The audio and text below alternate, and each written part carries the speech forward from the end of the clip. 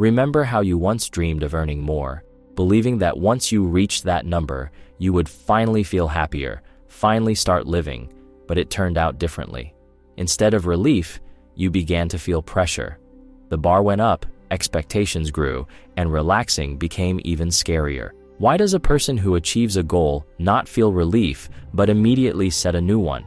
Why does income growth so often come with increased anxiety? Today, we'll break down the psychological mechanisms that turn money from a tool of freedom into a source of inner tension.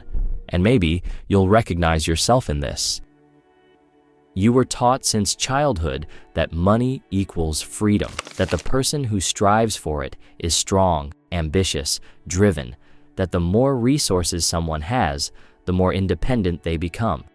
This belief sounds logical and beautiful, but today we're going to break it, because the truth is more complicated and far darker. In its extreme form, chasing money is not always about freedom.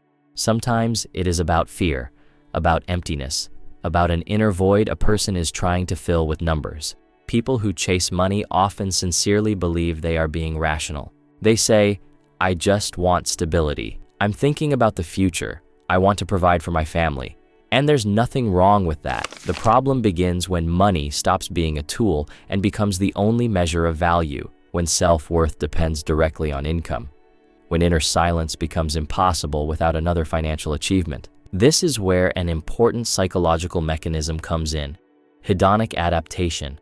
In scientific terms, it is the process by which a person quickly becomes accustomed to positive changes in life, and their level of subjective happiness returns to a baseline. Simply put, you enjoy your new car for about as long as a child enjoys a new toy, and then it becomes background noise.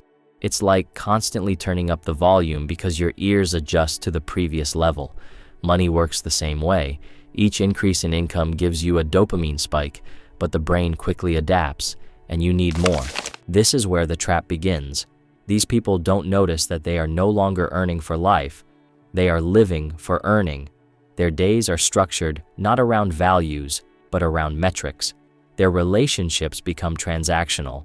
Unconsciously, they begin to evaluate even friends and partners in terms of usefulness, status, and opportunity.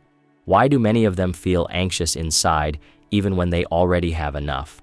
Psychologists explain this through the phenomenon of scarcity mindset.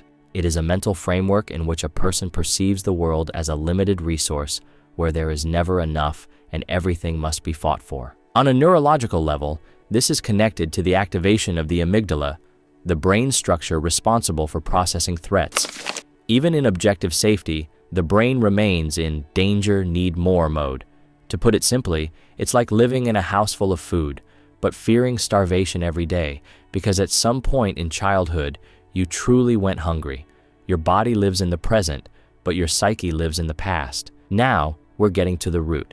Very often, chasing money is an attempt to compensate for an inner sense of inadequacy. A person who was underestimated as a child, who grew up compared to more successful peers who felt not enough, may turn money into proof in adulthood. Proof that they matter, proof that they are better, proof that they cannot be rejected. This is the mechanism of compensation. In psychoanalysis, it is a way for the psyche to deal with inner conflict by strengthening another area. If there is weakness inside, a person may exaggerate strength.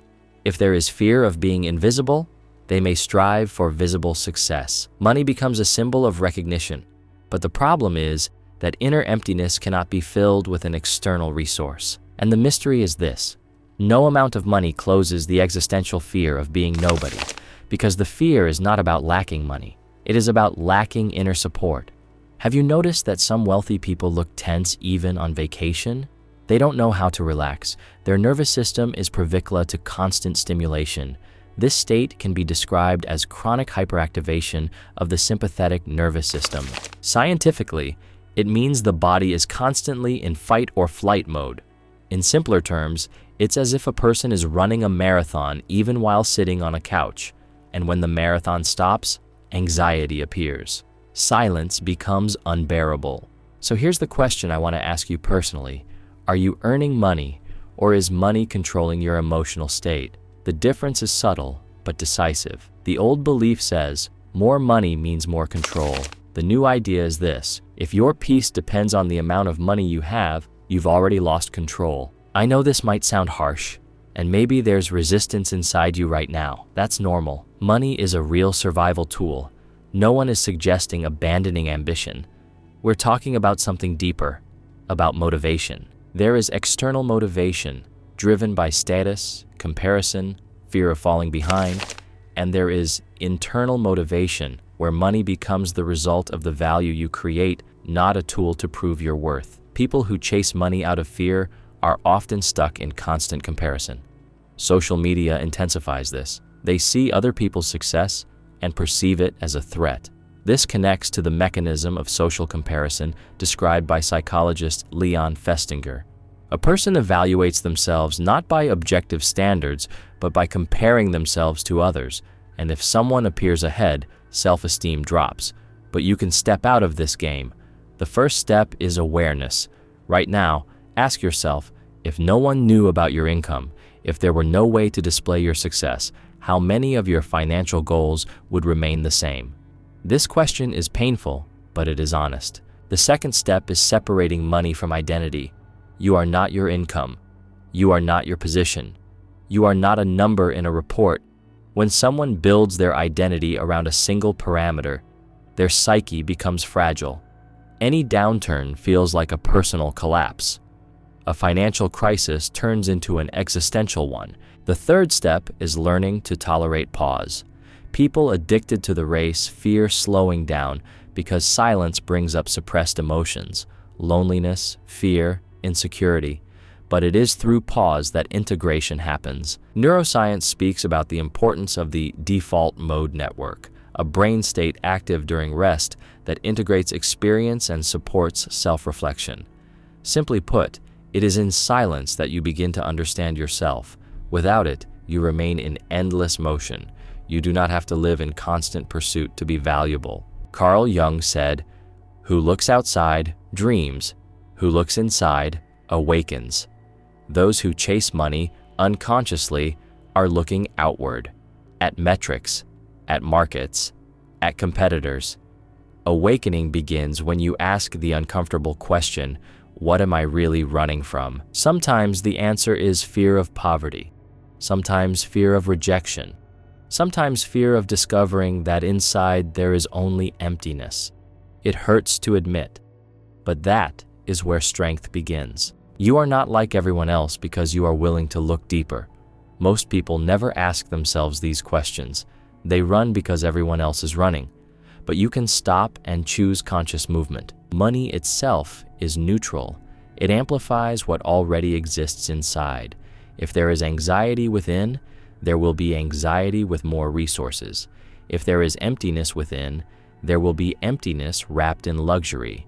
But if there is clarity and value within, money becomes a tool for expansion, not a crutch for self-worth. Here is the transition I want you to make, from frustration to awareness, from awareness to inner strength. You do not need to hate money. You need to stop worshiping it. You do not need to abandon ambition. You need to cleanse it of fear. When you act from inner sufficiency, your energy changes. You stop proving. You start creating. You stop competing out of anxiety. You choose strategy from clarity. And paradoxically, financial results become more stable in this state because they are no longer a matter of ego survival. And I'll leave you with this. Money does not make a person strong. It only reveals whether they were strong without it. True freedom begins when your value is no longer measured in numbers.